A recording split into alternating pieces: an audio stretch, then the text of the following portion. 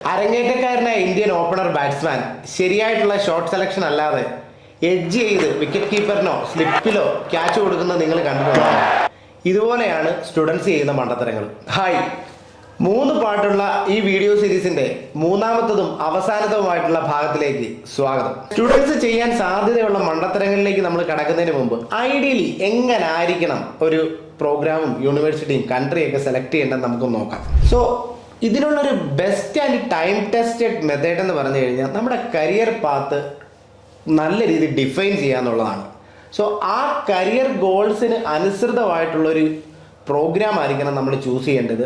ആ programme best ആയിട്ടുള്ള affordable ആയിട്ടുള്ള കൺട്രിയും യൂണിവേഴ്സിറ്റി ആയിരിക്കണം നമ്മൾ എടുക്കേണ്ടത്. കരിയർ ഗോൾ ഡിഫൈൻ ചെയ്യാണ്ട് പ്രോഗ്രാമും യൂണിവേഴ്സിറ്റിയും സെലക്ട് ചെയ്യുക എന്ന് പറഞ്ഞാൽ നമ്മൾ ഏതെങ്കിലും ഒരു ബസ്സേ കയറിയിട്ട് തീരുമാനിക്കുകയാണ് എനിക്ക് ഇന്ന ഡയറക്ഷന് പോകണം എന്നതുപോലാണ്.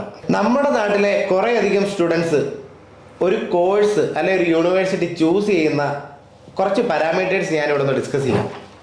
First parameter low fees. നിങ്ങളൊന്ന് ചിന്തിക്കുക, IIM അഹമ്മദാബാദിൽ നിന്ന് MBA എടുക്കണമെന്നുണ്ടെങ്കിൽ ഏകദേശം 25 ലക്ഷം രൂപ ആകും. എന്നാൽ നമുക്ക് ബാംഗ്ലൂരോ നാട്ടിലോ തന്നെ 5 ലക്ഷം രൂപയ്ക്ക് MBA നല്ല റീസണബിളി ഗുഡ് MBA കിട്ടുന്ന സ്ഥാപനങ്ങളുമുണ്ട്.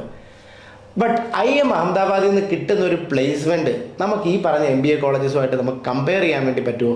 സാധിക്കില്ല എന്ന് തന്നെയാണ് വാസ്തവം. ഇതുപോലാണ് നമുക്ക് UK അല്ലെങ്കിൽ വിദേശത്ത് ഏതെങ്കിലും ഒരു കൺട്രിയിൽ ചീപ്പായിട്ടുള്ളൊരു കോളേജ് അല്ലെങ്കിൽ ഒരു യൂണിവേഴ്സിറ്റിയിൽ ഒരു പ്രോഗ്രാം എടുത്ത് പോകുന്നതും അവിടെ ഹൈ പേയിങ് ജോബ് കിട്ടുന്നില്ല എന്ന് പറഞ്ഞ് കരയുന്നതും. ഇന്ന് ഹൈ ഫീസ് ഉള്ള യൂണിവേഴ്സിറ്റിയിൽ തന്നെ സെലക്ട് ചെയ്യണമെന്നല്ല ഞാൻ മീൻ ചെയ്തത്. നമുക്ക് സാധിക്കുന്നതിൽ ഏറ്റവും ബെസ്റ്റ് ആയിട്ടുള്ള യൂണിവേഴ്സിറ്റിയിൽ തന്നെ വേണം നമ്മൾ പഠിക്കേണ്ടത്. സോ അതിന് പ്രൊപ്പോർഷനേറ്റ് ആയിട്ടുള്ള ഒരു പ്ലേസ്മെൻറ്റോ ഒരു കരിയർ പ്രോസ്പെക്ട്സോ ആയിരിക്കും നമുക്ക് കിട്ടാൻ സാധ്യത.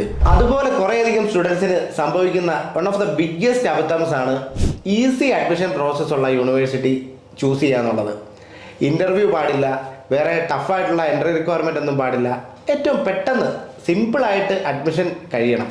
സോ സിമ്പിളായിട്ട് ഈസി ആയിട്ട് അഡ്മിഷൻ കിട്ടുന്ന യൂണിവേഴ്സിറ്റി എന്ന് പറഞ്ഞാൽ അവിടുത്തെ യൂണിവേഴ്സിറ്റിക്കും പ്രോഗ്രാമിനും അത്ര ഡിമാൻഡേ ഉള്ളൂ. സോ അങ്ങനെ ആ ഒരു യൂണിവേഴ്സിറ്റിയിൽ നിന്ന് നമ്മൾ ഗ്രാജുവേറ്റഡ് ആയി കഴിഞ്ഞിട്ട് ഹൈ പേയിങ് ജോബും ആഗ്രഹിക്കുക എന്ന് പറഞ്ഞാൽ വ്യാമോഹമല്ലേ? അടുത്തത് സ്റ്റുഡൻസ് തന്നെ കുഴിൽ ചാടുന്ന ഒരു ഇമ്പോർട്ടൻ്റ് ആസ്പെക്റ്റാണ് എയർപോർട്ട് പിക്കപ്പ്. കുറേ അധികം യൂണിവേഴ്സിറ്റീസ് എയർപോർട്ട് പിക്കപ്പ് പ്രൊവൈഡ് ചെയ്യാറുണ്ട്. ചില കൺസൾട്ടൻസീസ് ആണെങ്കിലും എയർപോർട്ട് പിക്കപ്പ് പ്രൊവൈഡ് ചെയ്യാറുണ്ട്. ബട്ട് അപ്പോഴും നമ്മൾ നോക്കേണ്ട ഒരു കാര്യം, ഗ്ലോബലി ഇപ്പം 10-30 രാജ്യങ്ങളിൽ ഇൻ്റർനാഷണൽ സ്റ്റുഡൻസിന് പോകാൻ വേണ്ടി പറ്റും. ഈവൻ UK എന്ന് പറയുന്നത് 4 കൺട്രീസാണ്. സോ ഇവിടെ ഈ UK പറഞ്ഞാൽ പോലും UK എവിടെയും ഏത് യൂണിവേഴ്സിറ്റി പോയാലും അവിടുന്ന് എല്ലാ എയർപോർട്ട് പിക്കപ്പ് പ്രൊവൈഡ് ചെയ്യുക എന്ന് പറഞ്ഞാൽ അത് ഒരു കൺസൾട്ടൻറ്റിനെ സംബന്ധിച്ചിടത്തോളം ബുദ്ധിമുട്ടായിരിക്കും. ബട്ട് സ്റ്റുഡൻറ്റ് അങ്ങനെ ഡിമാൻഡ് ചെയ്യുകയാണെന്നുണ്ടെങ്കിൽ അവർക്ക് എയർപോർട്ട് പിക്കപ്പ് സാധിക്കുന്ന ഏതെങ്കിലും 1-2 യൂണിവേഴ്സിറ്റി ആയിരിക്കും സ്റ്റുഡൻറ്റ് ഓപ്ഷൻ കൊടുക്കുക. ആ യൂണിവേഴ്സിറ്റിയിൽ ഈ പർട്ടിക്കുലർ പ്രോഗ്രാമിന് സബ്ജക്റ്റ് വൈസ് റാങ്കിങ്ങോ ജോബ് പ്രോസ്പെക്റ്റോ ഉണ്ടോ എന്ന് പോലും ഈ സ്റ്റുഡൻറ്റ് നോക്കുകയില്ല. സോ ഇതും മേജർ ഒരു അബദ്ധങ്ങളിലൊന്നാണ് സ്റ്റുഡൻറ്റ് റിക്വയർമെൻറ്റ്സിനകത്ത് പെടുന്നത്. മജോറിറ്റി ഓവർസീസ് ആസ്പയറിംഗ് സ്റ്റുഡൻസിനും സംഭവിക്കാൻ സാധ്യതയുള്ള കോമൺ മിസ്റ്റേക്കാണ് they didn't look for good counselling or counsellors, rather they went behind a brand. ബ്രാൻഡിലും നല്ല കൗൺസിലേഴ്സ് ഉണ്ടാവും. ബട്ട് ഞാൻ ഈ പറഞ്ഞു വരുന്നത് അവർ ബ്രാൻഡിനെ മാത്രം നോക്കിപ്പോയെന്നുള്ളതാണ്. നമുക്കറിയാം, നമ്മൾ പഠിച്ചു വന്ന സ്കൂളാണെങ്കിലും കോളേജാണെങ്കിലും 6 സബ്ജക്റ്റ് ഉണ്ടെങ്കിൽ അതിലൊരു 2 സബ്ജക്റ്റിന് മാത്രമേ പലപ്പോഴും നമുക്ക് നല്ല ടീച്ചേഴ്സിനെ കിട്ടിയിട്ടുള്ളൂ. ബാക്കി 4 സബ്ജക്റ്റിനുള്ള ടീച്ചേഴ്സും അക്കാഡമിക്കലി ക്വാളിഫൈഡ് ആയിരിക്കാം. പക്ഷേ നല്ല രീതിയിൽ റിസർച്ച് ചെയ്തിട്ട് നമുക്ക് മനസ്സിലാവുന്ന ഭാഷയിൽ പറഞ്ഞു തരാൻ അവർക്ക് കഴിവുണ്ടാവണമെന്നില്ല. ഇതുതന്നെയാണ് ഓവർസീസ് എഡ്യൂക്കേഷൻ സെഗ്മെൻറ്റിൻ്റെ കാര്യത്തിലും.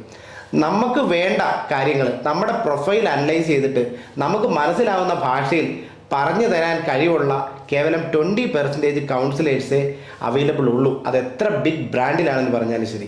സോ ഈ 20% കൗൺസിലേഴ്സിൻ്റെ അടുത്തു നല്ല നമ്മൾ കൗൺസിലിംഗ് എടുക്കുന്നെങ്കിൽ ഒബ്വിയസ്ലി നമ്മുടെ കരിയറും ഫ്യൂച്ചർ പ്രോസ്പെക്ട്സും എല്ലാം അതുപോലെ തന്നെ ആയിരിക്കും. സ്റ്റുഡൻസിന് ഏറ്റവും കൂടുതൽ കോമൺ ആയിട്ട് സംഭവിക്കുന്ന ഒരു കാര്യം തന്നെയാണ് no proper research.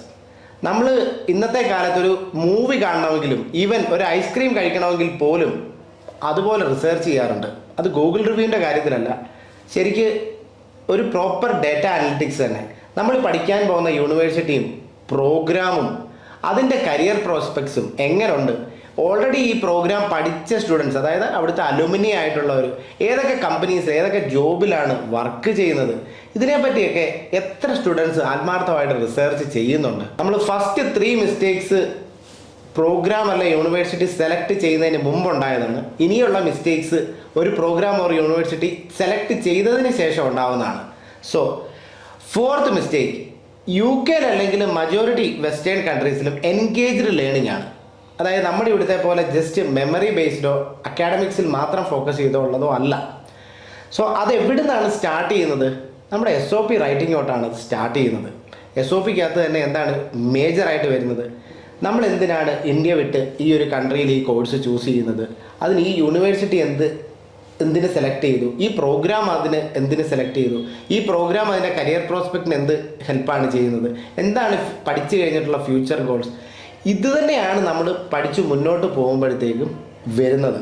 So next ഈ എൻഗേജിങ്ങിനകത്ത് വരുമ്പോഴത്തേക്കും നമുക്ക് ആരൊക്കെ ആയിട്ടാണ് എൻഗേജ് ചെയ്യേണ്ടത്? അതിനകത്ത് നെറ്റ്വർക്കിംഗ് വലിയൊരു പാർട്ടാണ്. നമുക്ക് പ്രൊഫസേഴ്സ്, ഹൈ ക്വാളിറ്റി പ്രൊഫസേഴ്സ് ആയിരിക്കും മിക്കവാറും ഈ യൂണിവേഴ്സിറ്റീസിലുള്ളത്. അറ്റ്ലീസ്റ്റ് കുറച്ച് പേരെങ്കിലും ഹൈലി ക്വാളിഫൈഡ് ആയിരിക്കും.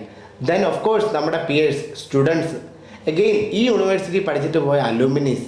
പക്ഷേ എത്ര പേര് ഇവരുമായിട്ട് പ്രോപ്പറായിട്ടൊന്ന് നെറ്റ്വർക്ക് ചെയ്യുന്നുണ്ട്? UK-ലും മറ്റ് വിദേശ രാജ്യങ്ങളിലും ഹയർ എഡ്യൂക്കേഷന് പോകുന്ന സ്റ്റുഡൻസിൻ്റെ അൾട്ടിമേറ്റ് ഗോൾ എന്താണ്? നല്ലൊരു ഹൈ പേയിങ് ജോബിൽ എത്തുക എന്നുള്ളതാണ്. അങ്ങനെ ഒരു ഹൈ പേയിങ് ജോബിൽ എത്താൻ വേണ്ടി ഈ സ്റ്റുഡൻസ് എന്ത് ചെയ്തു? എഡ്യൂക്കേഷൻ ലോണുണ്ട്, വീടിൻ്റെ ആധാരം പോലും പണയത്തിലാണ്, എങ്ങനെയെങ്കിലും ഒരു ജോലി തരണം എന്ന് അപേക്ഷിച്ചാൽ ജോലി കിട്ടുമോ? ഇല്ല. അതല്ലേ സത്യം. നമുക്ക് UK-ലേക്ക് പോകുന്നതിന് മുമ്പ് എൻ്റെ ഹോം ടൗൺ ആയിട്ടുള്ള കോട്ടയം ജില്ലയിലെ ചങ്ങനാശ്ശേരി മുനിസിപ്പാലിറ്റി ഒന്ന് പരിശോധിക്കാം. 10,000 രൂപയുടെ ഒരു ജോബ് വേക്കൻസി ഇൻഡീഡിലോ ക്യുക്കറിലോ ഓൺലൈൻ എവിടെയെങ്കിലും ഒന്ന് പോസ്റ്റ് ചെയ്ത് കഴിഞ്ഞാൽ ഒരാഴ്ചയ്ക്കുള്ളിൽ ഒരു 300 പ്രൊഫൈലെങ്കിലും ആയിരിക്കും വരുന്നത് ആപ്ലിക്കൻസ് ആയിട്ട്. അപ്പോൾ നമ്മൾ ഡൽഹിയിലെ കാര്യവും മുംബൈയിലെ കാര്യവും ഒന്ന് പരിശോധിച്ച് ഇതേ സെയിം സിറ്റിയിൽ ഇതേപോലത്തെ ഒരു ആപ്ലിക്കേഷൻ ഇട്ട് കഴിഞ്ഞാൽ ഒരു 0 കൂടെ അപ്പുറത്ത് വരും. എഗെയിൻ നമ്മൾ UK-ലേക്ക് പോവുകയാണെന്നുണ്ടെങ്കിൽ ഇന്ത്യയിലുള്ള എത്ര സ്റ്റേറ്റ് ഉണ്ടോ അത്ര സ്റ്റേറ്റിലെ സ്റ്റുഡൻസ് അവിടെ ഉണ്ടാകും. അതുപോലെ തന്നെ ലോകത്തിലെ ഒരു 30 രാജ്യങ്ങളിൽ നിന്നുള്ള സ്റ്റുഡൻസ് എങ്കിലും ആപ്ലിക്കൻസ് ആയിട്ടുണ്ടാകും. അത്രയും കോമ്പറ്റീറ്റീവാണ് ഇന്നത്തെ ജോബ് മാർക്കറ്റ്. അങ്ങനെ ഒരു ജോബ് മാർക്കറ്റിൽ ജോബ് നേടിയെടുക്കാൻ എന്താണ് ഈ സ്റ്റുഡൻസ് ആത്മാർത്ഥമായിട്ട് ചെയ്യുന്നത്? ഇൻ റിയാലിറ്റി UK പോലുള്ള ഒരു ചലഞ്ചിങ്ങും കോമ്പറ്റീറ്റീവ് ആയിട്ടുള്ള ജോബ് മാർക്കറ്റിലേക്ക് ഒരു ജോബ് ആപ്ലിക്കൻ്റ് ആവാൻ നമ്മുടെ സ്റ്റുഡൻറ്റ് ഗ്രാജുവേറ്റ്സ് എത്രത്തോളം പ്രിപ്പയർ ചെയ്തിട്ടുണ്ട് എന്ന് നമുക്കൊന്ന് പരിശോധിക്കാം. ഈ സ്റ്റുഡൻറ്റ് ഗ്രാജുവേറ്റ്സ് ജോബ് ആപ്ലിക്കേഷന് പ്രൈമറി ആയിട്ട് യൂസ് ചെയ്യുന്ന 2 ടൂൾസാണ് റെസ്യൂമേ അല്ലെങ്കിൽ CV and LinkedIn profile. So close ആയിട്ട് ഒബ്സർവ് ചെയ്ത് കഴിഞ്ഞാൽ സ്പെല്ലിംഗ് മിസ്റ്റേക്കും ഗ്രാമർ മിസ്റ്റേക്കും കറക്റ്റായിട്ടുള്ള പങ്ക്ച്വേഷൻസും ഉള്ള എത്രത്തോളം പ്രൊഫൈൽസ് ഉണ്ട്? 50% പോലും ഇല്ല എന്നുള്ളതാണ് സത്യം. മദർ ടങ് ഇൻഫ്ലുവൻസ് ഇല്ലാത്ത ഇംഗ്ലീഷ് ലാംഗ്വേജ് ഈ ആപ്ലിക്കൻസിൽ എത്ര പേർക്കുണ്ടാവും? Less than 50%. അതല്ലേ സത്യം. UK-ൽ ഒരു ജോലിക്ക് വേണ്ടിയുള്ള തയ്യാറെടുപ്പിൽ മൂന്നാമത്തതും ഏറ്റവും ഇമ്പോർട്ടൻ്റ് ആയിട്ടുള്ള കുറച്ച് പാരാമീറ്റേഴ്സാണ് ഇനിയുള്ള എൻ്റെ ചോദ്യം. ഒരു 5 കമ്പനിയുടെയെങ്കിലും HR-മാരുമായിട്ട് നല്ല പരിചയമുണ്ടോ? 2 നല്ല പ്രൊഫസേഴ്സായിട്ടെങ്കിലും നല്ല ബന്ധമുണ്ടോ? ഈ യൂണിവേഴ്സിറ്റിയിൽ പഠിച്ചിട്ടിറങ്ങിയ 10 നല്ല അലൂമിനീസ് ആയിട്ടുള്ള ബന്ധമുണ്ടോ? മജോറിറ്റി സ്റ്റുഡൻസിനും ഇല്ല എന്നുള്ളതാണ് വാസ്തവം. പിന്നെ ഈ കരയുന്നവർക്കല്ല ഈ അബദ്ധം പറ്റിയവർക്ക് ഉള്ളത് എന്തൊക്കെയാണെന്ന് കൂടെ നമുക്ക് നോക്കാം. അവർ UK-ൽ ഒരു മലയാളി ഹൗസ് ബിൽഡ് ചെയ്തു. ഓണം, വിഷു, ക്രിസ്മസ്, ഈസ്റ്റർ, റംസാൻ എല്ലാം കൃത്യമായിട്ട് അവർ ആഘോഷിക്കുകയുണ്ടായി. അടുത്തൊരു ജില്ലക്കാർ പോലും അവരുടെ റൂമിലോ അവരുടെ സമ്പർക്കത്തിലോ ഉണ്ടാവത്തില്ല. തിരുവനന്തപുരംകാരനാണെന്നുണ്ടെങ്കിൽ മലബാറുകാരനുമായിട്ട് യാതൊരു ബന്ധം ഉണ്ടാവില്ല. ഇനി തൃശ്ശൂരുകാരനാണെന്നുണ്ടെങ്കിൽ ഈ 2 പേരായിട്ടും ബന്ധം ഉണ്ടാവില്ല. എന്നാൽ ചില സ്റ്റുഡൻസ് ഉണ്ട്, ഇവരുമായിട്ടൊക്കെ ബന്ധം ഉണ്ടാവും. അവർക്ക് നെയ്ബറിങ് ഒരു സ്റ്റേറ്റിലെ സ്റ്റുഡൻസുമായിട്ട് യാതൊരു ബന്ധം ഉണ്ടാവില്ല. നമ്മുടെ അയൽവക്കത്തുള്ള കൺട്രീസ് ആയിട്ടുള്ള ശ്രീലങ്ക, പാകിസ്ഥാൻ, ബംഗ്ലാദേശ്, നേപ്പാൾ ഇവിടെ നിന്നൊക്കെയുള്ള സ്റ്റുഡൻസ് ഉണ്ട്. ബട്ട് ഇവരുമായിട്ടൊക്കെ ഇൻട്രാക്ട് ചെയ്യുന്ന സ്റ്റുഡൻസ് വളരെ റെയറാണ്. അപ്പം പിന്നെ ബാക്കിയുള്ള ഫോറിൻ കൺട്രീസിൽ നിന്നുള്ള സ്റ്റുഡൻസിൻ്റെ കാര്യം പറയേണ്ടതുണ്ടോ? ഈ അബദ്ധത്തിലൊക്കെ പെട്ടുപോയി നെഗറ്റിവിറ്റീസ് പറയുന്ന സ്റ്റുഡൻസിനെ തേജോവധം ചെയ്യാനോ ആക്ഷേപിക്കാനോ വേണ്ടിയല്ല ഈ കാര്യങ്ങൾ പറഞ്ഞത്. പച്ചയായിട്ടുള്ള യാഥാർത്ഥ്യം എല്ലാവരും മനസ്സിലാക്കാൻ വേണ്ടി മാത്രമാണ്. നമ്മൾ ആത്മാർത്ഥമായിട്ട് ചിന്തിച്ച് നോക്കുകയാണെങ്കിൽ ഈ സ്റ്റുഡൻസിനെ കുറ്റം പറഞ്ഞിട്ട് കാര്യമുണ്ടോ? ഇല്ല. അവർക്കിതിനെക്കുറിച്ച് അറിയില്ലായിരുന്നു. അവർക്ക് ഇതിനെക്കുറിച്ച് ആരും പറഞ്ഞു കൊടുത്തിട്ടില്ലായിരുന്നു. നമ്മൾ ഈ ജീവിക്കുന്ന ഈ വേൾഡിൽ യു കെയിലായാലും ഈവൻ ഇന്ത്യയിലായാലും വിദേശത്ത് ഏത് രാജ്യത്തായാലും ഒരു ഹൈ പേയിങ് ജോബിലും കരിയറിലും എത്തുക എന്ന് പറഞ്ഞു കഴിഞ്ഞാൽ ഹൈലി ചലഞ്ചിങ് ആൻഡ് കോമ്പറ്റീറ്റീവ് ആണ്. അതിന് നമ്മൾ ഒരു കോഴ്സിന് ജോയിൻ ചെയ്യുന്നതിന് മുമ്പ് തന്നെ കൃത്യമായിട്ടുള്ള പ്ലാനിങ്ങും പ്രിപ്പറേഷനും തുടങ്ങിയേ പറ്റൂ. +2 ശേഷം വിദേശ രാജ്യങ്ങളിൽ ഡിഗ്രിയോ മറ്റനുബന്ധ കോഴ്സുകൾക്കോ അപ്ലൈ ചെയ്യാൻ ആഗ്രഹിക്കുന്ന ഒരു സ്റ്റുഡൻ്റ് പേരൻറ്റോ ആണ് നിങ്ങളെങ്കിൽ ഒരു ഡീറ്റെയിൽഡ് 1-on-1 സെഷനായിട്ട് താഴെ കാണുന്ന ലിങ്കിൽ കയറി രജിസ്റ്റർ ചെയ്യാവുന്നതാണ്. ഇനി ഒരു മാസ്റ്റേഴ്സ് ആപ്ലിക്കൻ്റ് ആണെങ്കിൽ then we have an offer for you. നമ്മളൊരു free overseas master class design ചെയ്തിട്ടുണ്ട്. അതിൻ്റെ നീഡ് എന്താണെന്ന് വെച്ചാൽ ഇന്ന് നമ്മുടെ ഗ്ലോബലി ഏത് കൺട്രി എടുത്താലും 30% ജോബ്സ് മാത്രമേ പോർട്ടൽസിലല്ല ജോബ് സൈറ്റ്സിൽ അവൈലബിൾ ഉള്ളൂ. 70% ജോബ്സും ഹിഡൻ ആണ്. സോ ആ ജോബ്സ് എങ്ങനെ കണ്ടെത്താം, അതിനനുസൃതമായിട്ടുള്ള യൂണിവേഴ്സിറ്റി കോഴ്സും എങ്ങനെ ചൂസ് ചെയ്യാം എന്നതിനെക്കുറിച്ച് ഡീറ്റെയിൽഡ് ആയിട്ടൊരു സെഷൻ ആയിരിക്കും അത്. സോ മാസ്റ്റേഴ്സിനുള്ള ആപ്ലിക്കൻ്റ് ആണെങ്കിൽ തീർച്ചയായിട്ടും അതിൽ രജിസ്റ്റർ ചെയ്യുക. വീഡിയോ ഇഷ്ടപ്പെട്ടെങ്കിൽ ലൈക്ക് ചെയ്യുക, കമൻറ്റ് ചെയ്യുക.